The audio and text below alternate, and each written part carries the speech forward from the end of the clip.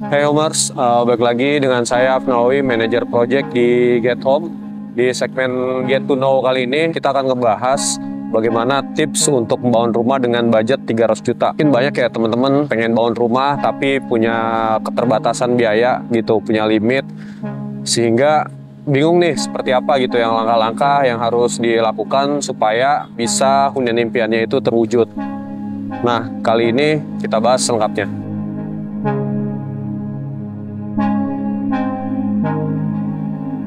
Untuk langkah yang pertama, yaitu tentukan dulu denah. Itu penting, denah sama fasad. Tapi yang terpenting itu denah dulu. Jadi kita harus bikin to-do list nih. Ruangan apa aja yang kita butuhkan, berapa kamar tidur, berapa kamar mandi, terus kebutuhan area parkir kita, apakah mobil, apakah motor. Itu sangat menentukan nanti seberapa besar denah.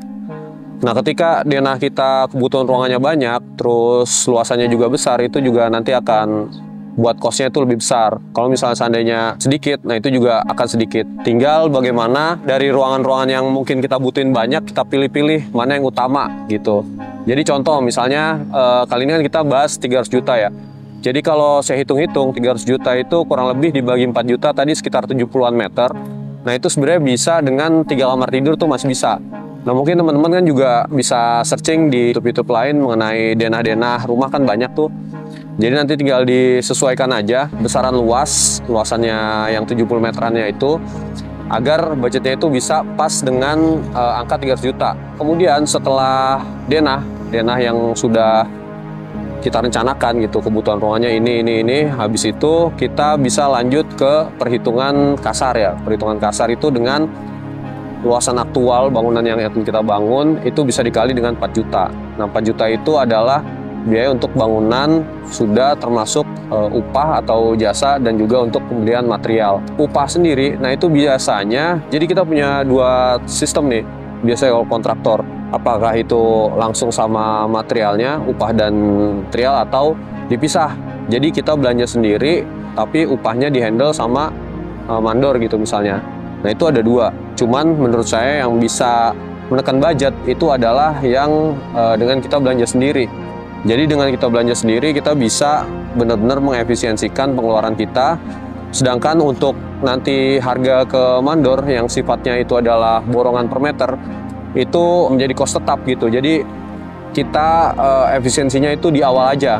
Misal kita ke mandor A gitu, saya mau bangun rumah 70 meter gitu, harga bangunan per meter jasanya berapa? Nah jasanya itu range-nya dari angka 900.000 sampai di 1.300.000, bahkan ada yang 1.500.000 tergantung kelas bangunannya. Kalau untuk yang 300 jutaan mungkin di angka 1.200.000 itu udah lumayan bagus lah gitu. Dari 1.200.000 itu mungkin kalian juga bisa nego-nego lagi gitu. Nego misalnya 1.100.000 atau 1.050.000 itu monggo gitu.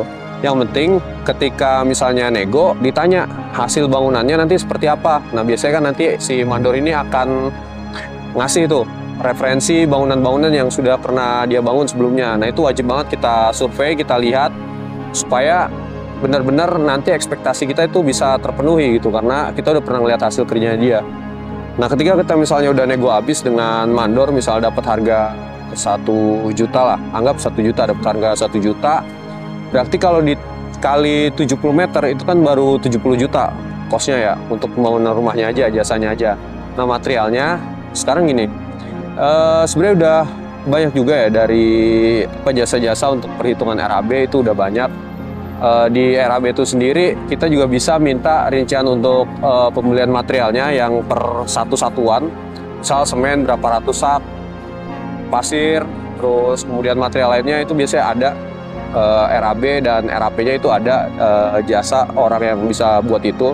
Nah kalian kalau misalnya udah dapet list RAP-nya itu, kalian bisa searching ke material-material yang paling murah, yang paling efisien. Dan biasanya juga kalau kayak pembelian hebel, terus kemudian semen, itu beli di Tokopedia masih oke gitu harganya dibanding dengan di material. Jadi bisa kalian klasifikasiin tuh, yang ini dari toko material A sekian, material B sekian, material C sekian. Nah, setelah nanti misalnya kalian udah tahu tuh, udah dapat breakdown dari materialnya, tinggal nanti bagaimana pembelanjaannya itu jangan lebih dari apa yang sudah direncanakan. Kalau bisa malah lebih sedikit lagi. Nah, tentu ini ada kerjasama antara mandor sebagai yang mengerjakan dengan kita sebagai owner yang beli materialnya langsung. Itu harus kerjasama gitu, bahwa material yang digunakan tuh tidak boleh boros kayak gitu, secukupnya. Terus jangan terlalu banyak sisa-sisa potongan yang menjadikan itu tidak efisien. Nah, kemudian ketika sudah harga itu udah ketahuan segala macam, kan selanjutnya eksekusi. Nah, ketika ada eksekusi juga kita membayar ke mandor nih misalnya, itu kan juga ada beberapa cara pembayaran, ada yang per minggu atau per progres. Nah, biasanya kalau lebih aman itu adalah per progres. Jadi misal kita baru tanda tangan surat kesepakatan pembayaran misalnya di muka 30%. Nah, kalau bisa nanti di pembayaran 30%-nya itu kita harus definisikan 30% itu di pembangunan sudah sampai tahap pekerjaan apa. Misal dinding sudah kepasang setengah badan kayak gitu. Kita harus definisikan supaya ketika nanti dikerjakan itu tidak ada kesalahpahaman, tidak ada selisih bahwa ini udah 30% versi owner, ini udah 30% versi mandor. Jadi emang dari awal harus ditentukan. Nah, biasanya kalau nggak 30 kemudian 40 sisanya 30 lagi, atau misalnya 40 30 lah. Nah, itu monggo diatur gitu sama teman-teman. Kemudian dipastikan ketika ingin melakukan pencairan progres itu semua list pekerjaan yang memang sudah disepakati itu semua udah dilakukan dengan baik dan benar. Jangan sampai ada pekerjaan misalnya yang tidak sesuai tapi kita mencairkan dari dana tersebut.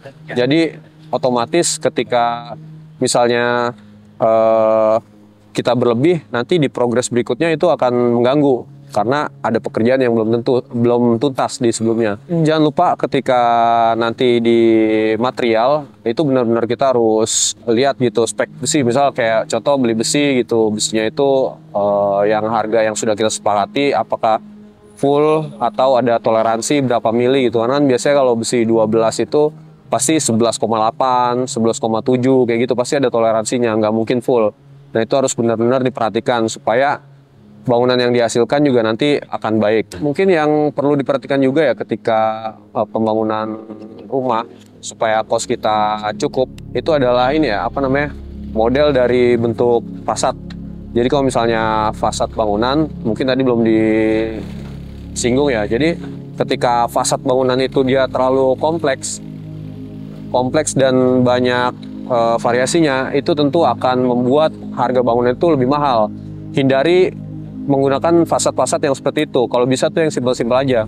Misal kayak harusnya rumah ini bisa nih tanpa ada dikasih motif batu alam, tapi kita kasih motif, itu kan akan menjadikan kos yang lebih. Padahal tujuannya hanya untuk estetika gitu. Tapi kalau secara fungsi itu nggak ada juga nggak apa-apa gitu. Justru yang lebih urgent itu adalah penggunaan kayak misalnya kanopi, terus kemudian penggunaan material aluminium sebagai bahan ini ya untuk jendela dan pintu. Karena kan kalau aluminium di kemudian hari itu tidak akan kena rayap dan maintenance-nya itu sedikit lah gitu dibandingkan dengan kayu, bisa ada kusamnya dan harus pengecatan lagi kayak gitu. Harus diperhatikan ketika jalannya pembangunan itu ketika ini ya teman-teman, kalau misal kalian bikin bangunan 2 lantai ini misalnya tipe 70 atau tipe 80 itu kan masih cukup lah dana 300-an.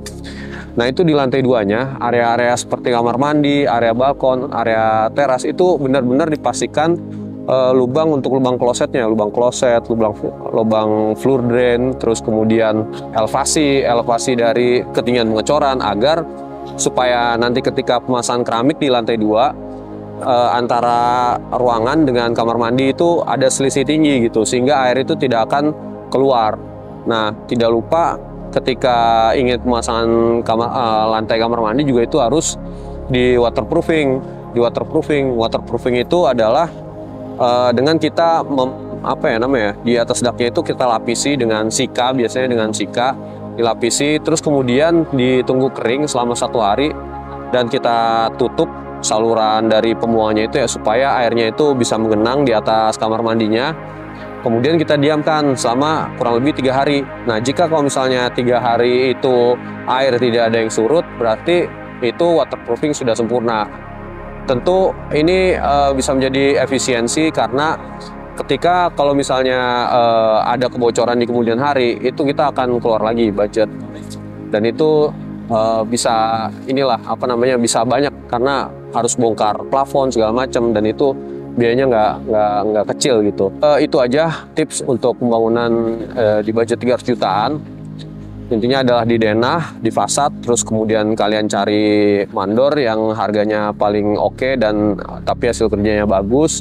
Nah, kalau misalnya teman-teman nggak mau repot dengan yang kayak tadi harus belanja material sendiri, terus kemudian ngurusin mandor juga, teman-teman bisa pakai jasa kontraktor. Nah, kebetulan kita ada mitra Getwork yang sudah berpengalaman di bidangnya.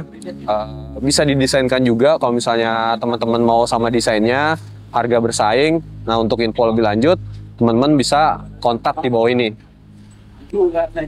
Nah, mungkin itu aja segmen Get to Know kali ini. Semoga video ini bisa bermanfaat buat teman-teman yang pengen bangun rumah tapi budget terbatas. Nah, sampai jumpa di video berikutnya. Jangan lupa di like, komen, dan subscribe. See you.